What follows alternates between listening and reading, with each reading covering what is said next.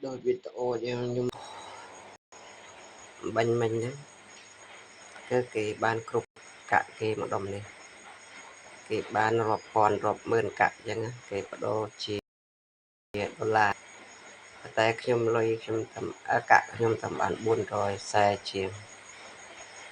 ហើយវាស្មើនឹងប្រមាណដុល្លារយើងអូសមើលក្នុងកាបូបរបស់ខ្ញុំកម្មវិធីគ្មានតម្រូវដាក់ប្រាក់ទេលេង free បងប្អូននេះម៉ាញរបស់វាក្នុងរយៈពេល24ម៉ោងបានកម្លាំងម៉ាញរបស់វា 0.50 ហើយនេះកន្លែងនេះយើងអត់មានណែនាំមិត្តភ័ក្តិណែនាំ0បើសិនណាមានណែនាំទៀតវាបាន50ក្នុងម្នាក់ចឹងបាន50កាក់នឹងទៀត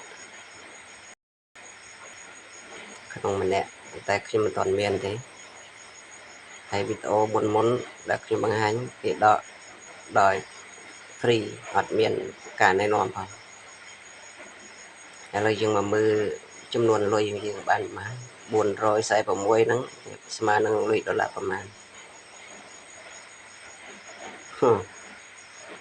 446កាក់យើងបានតែ2ដុល្លារទេហើយបើសិនគ្រប់10យើងដកបានចាប់ពី10ដុល្លារឡើងដកបានតែមុននឹងដកនេះយើងត្រូវបដូរកាក់ណាសិនចុចបដូរហើយយើងមកដកជាលុយដុល្លារ USDT បាទអញ្ចឹងនៅយូររបស់ខ្ញុំតាមលេងបានពី3ថ្ងៃតាមឡើងប៉ុណ្ណេះអញ្ចឹងយើងលេងមួយខែទៅតែមើលមួយខែជាងបានគ្រប់លុយដកបង្កើតលេងទៅគ្រប់24ម៉ោងយើងចូល claim កាក់ឡើយនេះអឺលេងចុចលេងអឺឥឡូវមិនទាន់មានទេដល់មិនទាន់លោតគ្រប់24ម៉ោងអានេះខ្ញុំ claim កាក់បំពេញរាល់ថ្ងៃរួចរាល់ហើយសង្ឃឹមបាន